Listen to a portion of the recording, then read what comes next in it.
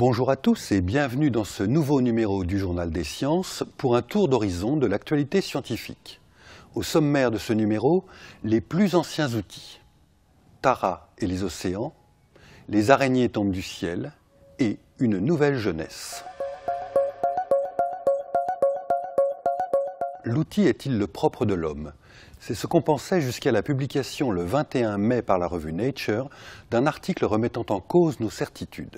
Cet article décrit la découverte au Kenya par une équipe conduite par l'archéologue française Sonia Armand des plus anciens outils de pierre datés de 3,3 millions d'années avant notre ère. Jusqu'à présent, les plus anciens outils étaient datés de 2,5 millions d'années, soit 700 000 ans de moins que ceux qui viennent d'être découverts. Cette découverte, en un lieu appelé Lomekwi, bouleverse nos connaissances, car il y a plus de 3 millions d'années, il n'y avait semble-t-il pas d'hommes pour fabriquer ces outils.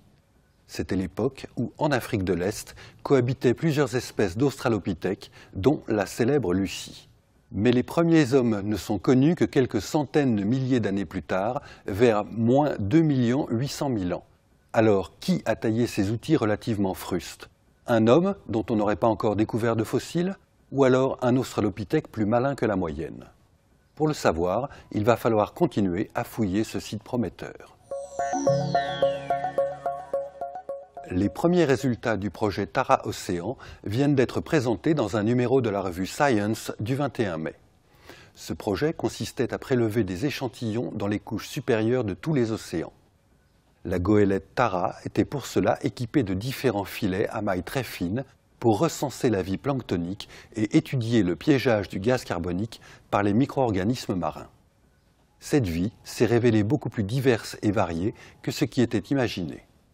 Au cours des expéditions menées de 2009 à 2013, les scientifiques de Tara Océan ont prélevé 35 000 échantillons dans 210 sites différents pour cataloguer les nombreux organismes qui composent le plancton. D'ores et déjà, des pistes de recherche se dessinent à la suite de ce recensement. Il apparaît que le principal facteur déterminant la composition du plancton est la température de l'eau.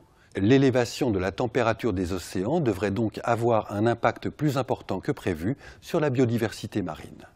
Les analyses des données recueillies par Tara permettront de mieux comprendre les effets du changement climatique sur la microfaune des océans. Arachnophobes de tous les pays, n'allez pas en Australie.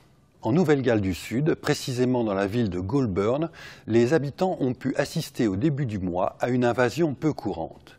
Des millions d'araignées sont tombées du ciel, obscurcissant le soleil et nappant le paysage de lambeaux de toiles d'araignée. Ce phénomène, parfois très spectaculaire, possède une explication tout à fait naturelle.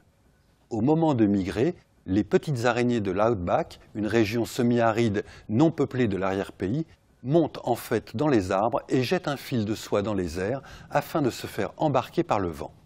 Cette technique leur permet de monter jusqu'à 3000 mètres d'altitude et de voyager sur des milliers de kilomètres sans le moindre effort. Ce genre de migration a lieu en général 2 fois par an durant les mois de mai et d'août. Le vénérable observatoire du plateau de Bure est en train de se refaire une jeunesse.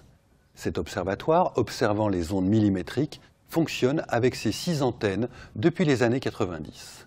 Une 7e a été installée à l'automne dernier et devrait être rejointe par 5 autres pour former un réseau doté de 12 antennes de 15 mètres de diamètre. Cet observatoire rénové sera totalement opérationnel en 2019. Ces 12 antennes, situées dans les Hautes-Alpes à 2550 mètres d'altitude, fonctionneront ensemble comme un seul télescope de 1500 mètres de diamètre.